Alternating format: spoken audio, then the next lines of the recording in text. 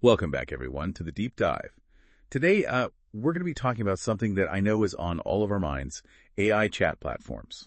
Now, we've got a pretty fascinating research paper here. It's called OpenAI Affective-Use-Study.pdf. It's from OpenAI and the MIT Media Lab, and, it's looking at more than just how well these AI tools work, but also how they affect us, the users. Yeah, absolutely. I mean, what's really striking here is that as people are using AI for all sorts of practical tasks, right, they're also kind of starting to engage with them on an emotional and social level. And this is exactly what it's trying to understand that deeper connection. Yeah, I think so many of us have felt that, right? Like, especially those of us who are using these tools regularly. And so for everyone listening today, what we want to do is really break down the findings of this research, focusing on how interacting with AI, whether through text or voice, can actually impact things like your sense of loneliness, how you interact with other people, and maybe even if you start to feel a bit too, reliant on these AI companions. Yeah. So think of this as a deep dive to give you a handle on this super complex and rapidly evolving area. And yeah, I mean, it is a conversation that we need to be having, right? Because just in the last couple of years, we've seen this huge surge in people using these AI chat platforms. And I think what's really fascinating is how often people, tend to actually personify these systems to give them human-like qualities. Which leads to this whole concept that researchers call socio-affective alignment.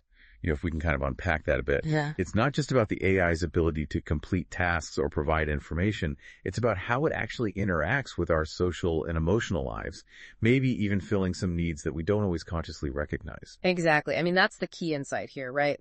We need to look beyond just the functional aspects of AI. We have to consider how this constant back and forth between humans and AI is playing out in our broader social lives and our emotional lives. Okay, so I'm curious, how did the researchers actually go about studying this? What kind of information did they gather? Well, they used a really clever, multifaceted approach. The first part focused on how people were actually using ChatGPT in the real world. We're talking about a massive amount of data. They looked at around 36 million automated classifications on over 3 million ChatGPT conversations. And it's important to highlight that they did all of this while, maintaining user privacy. That's a huge amount of data to sift through. Right. It is. And on top of that, they followed around 6,000 people who were really heavy users of ChatGPT's voice feature over a period of 3 months just to see how their usage patterns were evolving. And then to round it all out, they conducted surveys with over 4,000 users to get their personal insights and experiences. So a really comprehensive approach to gather real-world data. Okay, so that was one side of the study. What about the other?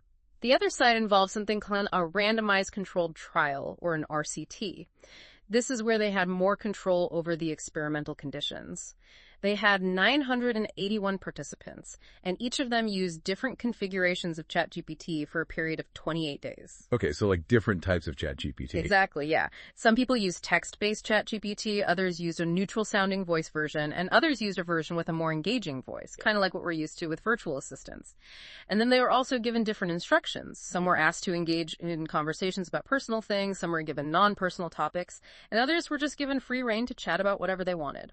Interesting. And what did they find? So this led to over 31,000 conversations that the researchers could then analyze.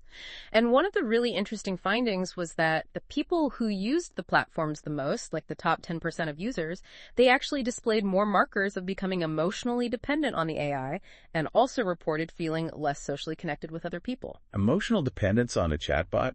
Wow. That's a bit of a head scratcher, right? It's like you don't really think about that being a possible outcome of interacting with these tools. Yeah, and I think it really raises some important questions about our relationships with these technologies. I mean, the study confirmed what a lot of us probably suspected, that most people are using these platforms for practical things, right? Getting information, completing tasks, that kind of thing. But there was a noticeable group of these power users who consistently exhibited what they called affective cues in their conversations, signs of emotional engagement. That makes sense. If you're spending a good amount of time talking to something that feels even somewhat human-like, it's not surprising that some people might develop some level of emotional connection. Now, you mentioned earlier the difference between using voice and using text to interact with the AI. What did the study reveal about that? Okay, well, this is where it gets really interesting. In the controlled experiment, when they factored in the duration of AI usage, the voice models, both the neutral and the engaging one, were actually linked to better emotional well-being outcomes compared to text. People using voice reported less loneliness, less emotional dependence, and fewer indicators of what they call problematic use.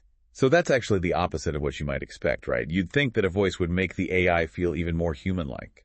Right, right. You would think that, but it's really a lot more nuanced than that, because what they also found was that with the neutral voice model specifically, using it for longer periods of time and having higher levels of initial loneliness, those were actually associated with worse well-being outcomes. So it really seems like the duration of use and your kind of baseline emotional state play a significant role. It's not just a simple black and white, voice is good, text is bad. No, not at all. And the real world data actually supported this idea that voice interactions are kind of their own beast, you know. They found that both the regular and the advanced voice modes were significantly more likely, we're talking 3 to 10 times as often, to trigger the AI classifiers that were designed to detect these emotional cues compared to text-based conversations. So maybe people who are already, predisposed to wanting that kind of connection are self-selecting to use the voice option. That's definitely a strong possibility. And it's something that researchers are, looking into more. If you're seeking a more emotionally rich experience, you might naturally gravitate towards that voice interface. You keep mentioning these AI tools that were detecting emotional cues. Can you unpack that a little bit more? Like, what were these exactly, and how did they help the researchers analyze literally millions of conversations? Yeah, so this is a really cool aspect of the study. They developed something called Emo Classifiers V1, which is essentially a suite of 25 different AI classifiers that were specifically trained to pick up on subtle emotional signals within conversations. And these classifiers used a large language model, another AI, to analyze the text and audio data. Okay, so AI analyzing AI, very meta. Right, exactly. And they had this, this kind of two-tiered structure. The top-level classifiers looked at the entire conversation for more general themes like loneliness, vulnerability, potential problematic use, self-esteem, and then possible dependence. And if the conversation triggered one of these top-level classifiers, then a second layer of more specific subclassifiers would kick in. So like an example of one of these subclassifiers, what would it be trying to find in a conversation? Sure, yeah. So one example is the pet name subclassifier, which basically looked for instances where the AI assistant used terms of endearment like honey or sweetie. And these more specific classifiers were applied to each individual message or exchange within the conversations that had already been flagged by those first-level classifiers. Ah, okay. So the top level is kind of like, is there something here? And then the second level is like, okay, what is it? Exactly, yeah. And what's interesting is that the voice-based conversations consistently activated these classifiers more often, which kind of aligns with what we were talking about earlier, this idea that voice interaction seems to inherently carry more emotional weight. That's fascinating. It's almost like the modality itself is influencing the dynamic of the conversation. Right, exactly. Now, let's go back to those power users, those who are really heavily engaging with these platforms. How did their interactions differ from, your average user? So to understand the power users, specifically those who were heavily using the advanced voice mode, the researchers compared them to a control group of randomly selected users. And when they surveyed both groups, they uncovered some really interesting nuances. The control group actually reported relying a bit more on ChatGPT for simply acquiring information and for casual conversations. But both groups acknowledged that it could be a source of support during difficult times. Interesting. So both groups finding value, but maybe for slightly different reasons. Exactly. But here's where it gets really interesting. The power users, they actually displayed greater levels of distress when the AI model underwent changes, like an update to its voice or personality. They were also marginally more likely to perceive ChatGPT as a friend and to report feeling more comfortable talking to it than they did engaging in face-to-face interactions. So that sensitivity to change and that sense of friendship, it really does suggest that there's a stronger emotional connection there, right? It does. It really does. And so the researchers then decided to focus specifically on these power users for the remainder of their analysis on effective use. What they found was that a small percentage, we're talking the top 10% of these power users, they were consistently triggering those emotional cue detectors. In fact, for some individuals, over 50% of their conversations exhibited these signs. And so this really emphasizes that we're talking about a long-tailed distribution of effective use. It's concentrated within this small but highly engaged segment of users. And surprisingly, they didn't find any significant differences in how often these classifiers were activated between people who used custom instructions, so they were customizing the AI's personality, and those who didn't. Interesting. So even without actively trying to make the AI more personalized, those connections can still form. Now, did the study look at the relationship between these emotional cues the AI was picking up on and what people were actually saying in the surveys about their feelings and experiences? Yeah, that was another really interesting part of this. They specifically looked for correlations between classifier activations and user responses in the surveys. Now, this involved a smaller subset of around 400 users, and they had to filter it down to mostly English language conversations. But what they found was really compelling.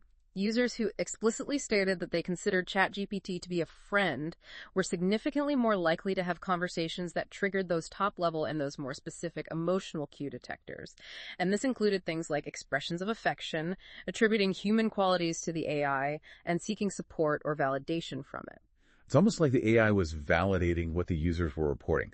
Okay, Yeah. now the study also examined how user behavior changed over time, didn't it? So for these power users, what did they find? Right, so they basically tracked the activation rates of those emotional cue detectors for those power users over the entire 3 months of the study. And they then fit linear models to the data to see if there were any discernible trends. And they essentially identified 3 main patterns of usage.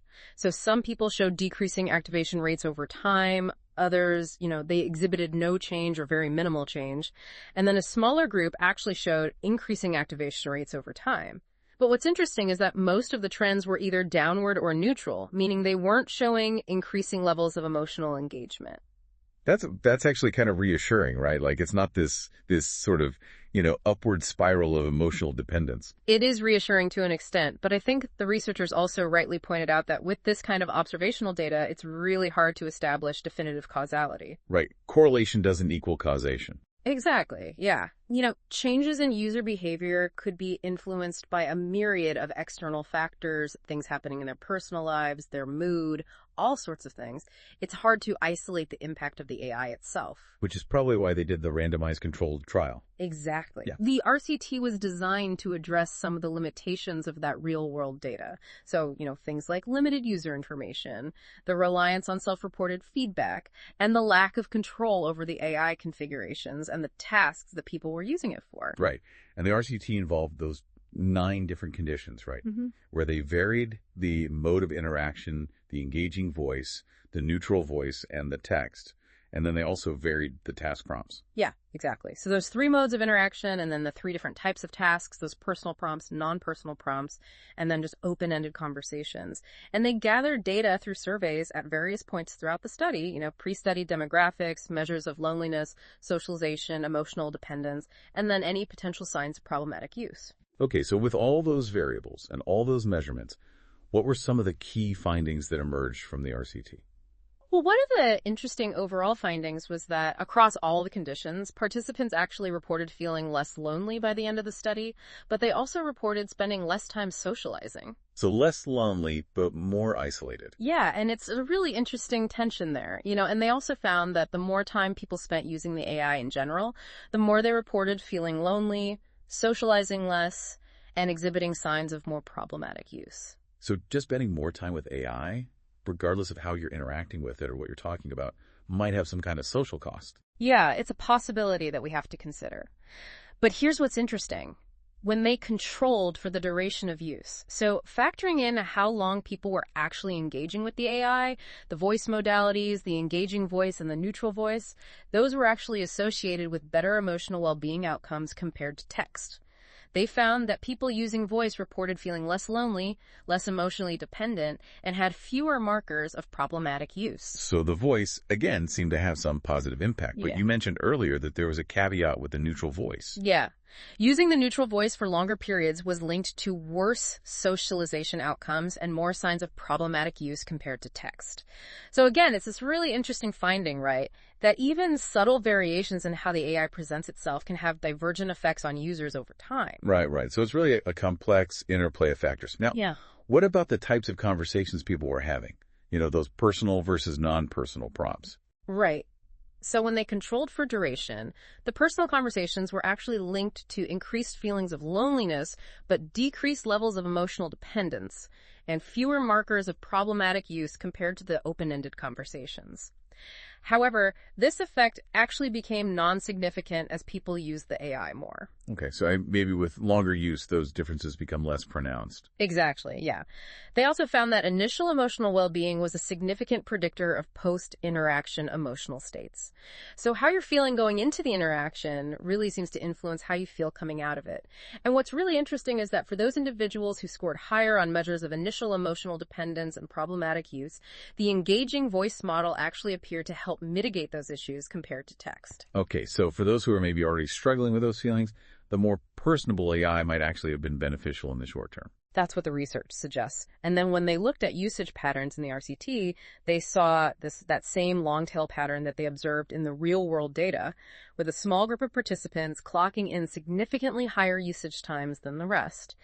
And within this high usage group, those in the top deciles, there is a strong correlation with lower levels of socialization, greater emotional dependence, and then more signs of problematic use. Okay.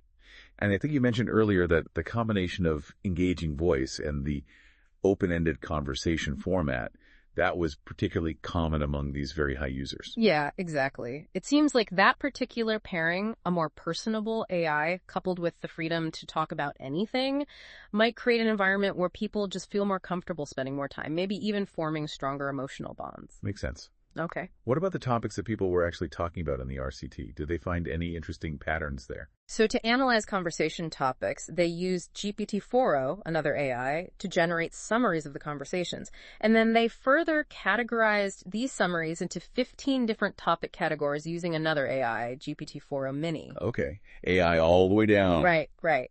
And as you might expect, people who were given those personal prompts, their conversations tended to revolve around themes of emotional support, casual talk, advice. The non-personal prompts, those tended to lead to more discussions about explanations, brainstorming, and advice seeking.